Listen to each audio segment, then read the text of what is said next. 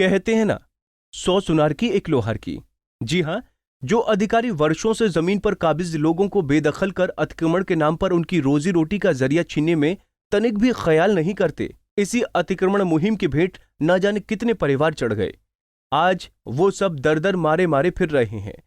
लेकिन कहते हैं ना, देर है अंधेर नहीं। कुछ ऐसा ही हुआ है दमोह जिले में, जहां प्रशासन की जेसीबी मशीन किसी के भी कहने पर अपना मुंह उठाए चल देती और रसूखदारों को छोड़ मजलूमों पर कहर बनकर टूटती थी। आज उसे उसी गरीब मजलूम जनता ने ऐसा करारा जवाब दिया कि प्रशासनिक अधिकारियों के भी हाथ पैर फूल गए और अब उल्टे पैर वापस आकर मंथन करने को मजबूर हो गए। बेटा, हमारे यहाँ एक पंडित रहता है, वो हम लोग पंडित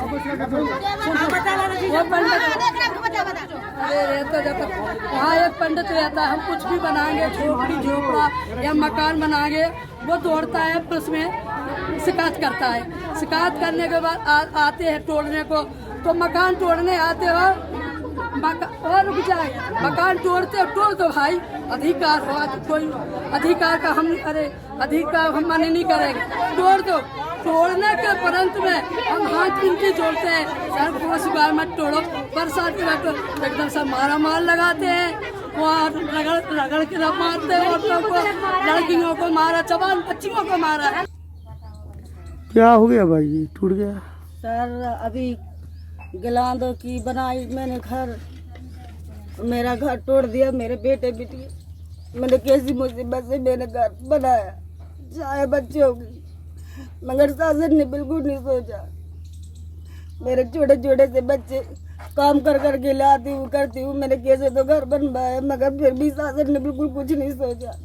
मेरे हल्के हल्के से बच्चे टापरी बनाई थी, मैं पानी आ रहा था, सांप बिच्छू आ रहे थे, सब आ रहे थे। मैंने उसके डर के लिए थोड़े थोड़े पैसे जोड़ के मेरी थोड़ी चीजें, मेरी बस्ते मैंने गिरवी धर के मैंने छाया बनाई मेरी। और हम उस मकान को भी दिखाना चाहेंगे जिस कंडीशन में ये लोग अपना जीवन यापन करते हैं। इस तरफ आइए आप, ये देखिए आप, ये इनके घर के दरो दीवार। जब तक इस गर्मी और बारिश में ये कपड़ा महफूज है तो इनका घर भी सुरक्षित और महफूज है। अगर हम ऊपर नज़र डालें तो ये पॉलीथीन से इनकी सीलिंग बनाई गई है। और आगे दिखाते हैं आपको, जैसे कि अभी आपने विजुअल में देखा कि ये पूरा मकान है, ये पूरा बांस से बनाया गया है और ये महाशय हैं अभी यहाँ पर सो रहे थे। हमने इनको सोते से जगाया, लेकिन जब नज़र डाली तो यहाँ पर पूरा खुला ऊपर आसमान, 4 बल्लियाँ लकड़ी की और बांस। अगर बारिश होती है तो आखिर इनके घर के जो बर्तन हैं और खाना है कहाँ जाता होगा। बहरहाल हकीकत से हमने आपको रूबरू कराया। अब हम उनसे भी बात करेंगे। क्या हुआ था कल? सर हमारा घर मकान टूट दिया था। घर कौन कौन आया था? जंगल विभाग आए थे और पुलिस आई थी, पुलिस चौकी वाली। दरअसल ये सारा मामला है दमोह के पॉलिटेक्निक कॉलेज के पीछे का, जहां लगभग 100 सालों से फॉरेस्ट की वीरान पड़ी जमीन पर काबिज थे, जिन्होंने यहीं रहते न जाने कितने विधायकों सांसदों को अपने वोट से चुना, लेकिन जनप्रतिनिधियों ने कभी इन्हें स्थापित करने की कोशिश नहीं की। लेकिन आज वही जनप्रतिनिधियों की चुनी सरकार और सरकार में बैठे नुमाइंदे इन्हें अपने घरों से बेघर करने पहुंच गए। यहाँ की गरीब जनता रेलवे स्टेशनों पर भीख मांगकर अपना और अपने परिवार का गुजारा करती है। लेकिन भारी दलबल के साथ पहुंचे फॉरेस्ट और जिले की तहसीलदार बबीता राठौर ने एक दिन के बाद एक टीन टप्पर घास फूस से बने घरों को जमींदोज कर दिया। लेकिन यह सिलसिला और आगे बढ़ता देख जनता बेकाबू हो गई। फिर क्या, किसी के हाथ में ईंट पत्थर तो किसी के हाथ में लाठी। पुलिस और प्रशासन को भारी विरोध का सामना करना पड़ा। विरोध के सुर तेजी पकड़ते देख प्रशासन को भी वहां से वापस लौटना बेहतर लगा। हालांकि कुछ सरकारी वाहनों के ड्राइवर और फॉरेस्ट अधिकारी भी घायल हुए हैं। पॉलिटेक्निक के पीछे वन विभाग की भूमि पर जो अतिक्रमण था उसको हटाए जाने के लिए रेंजर साहब के साथ में गई थी और वहाँ पर जितने भी नए निर्माण हो रहे हैं उनको पूर्व में भी कई बार सूचना दी गई है कि आप नए निर्माण ना करें। यहाँ तक कि एक आंगनवाड़ी केंद्र बनना है तो वो भी नहीं बनने दे रहे हैं।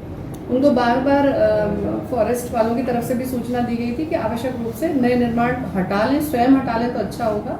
उसके तारतम्य में आज गए थे, लेकिन वहाँ पर उन लोगों ने अभद्रता भी की हमारे साथ, जितना फोर्स था उसके साथ। और हमारा जो एक ड्राइवर गया हुआ था ट्रैक्टर हम उस मकान को भी दिखाना चाहेंगे जिस कंडीशन में ये लोग अपना जीवन यापन करते हैं।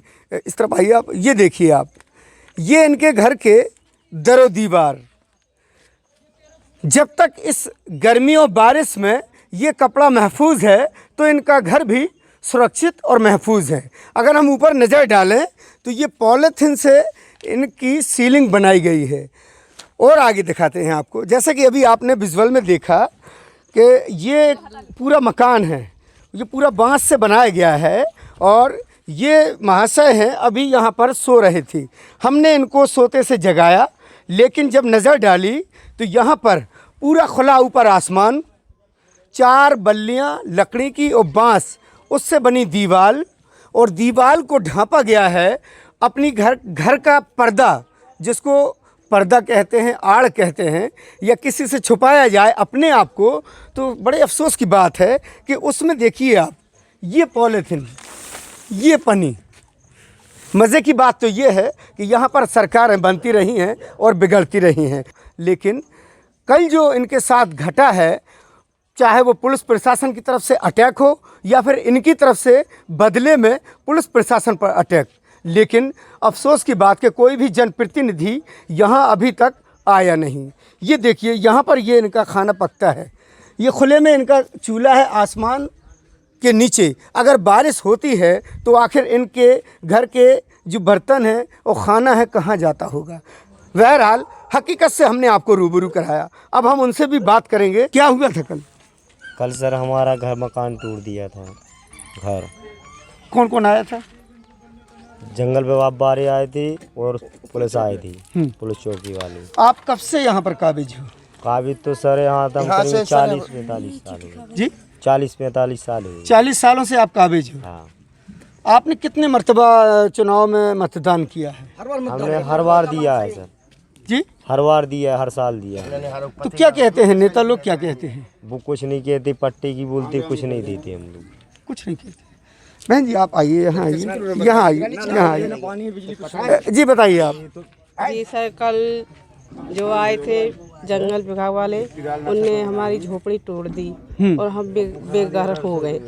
और बेघर होने के बाद फिर अटैक भी किया है उन लोग, पुलिस वालों ने, जंगल विभाग वालों ने हम पे कि क्यों बनाते हो यह मकान। हमने क्या मकान नहीं बनाया, हम झुग्गी बनाए हैं और हमारे बाप दादों से रह रहे हैं।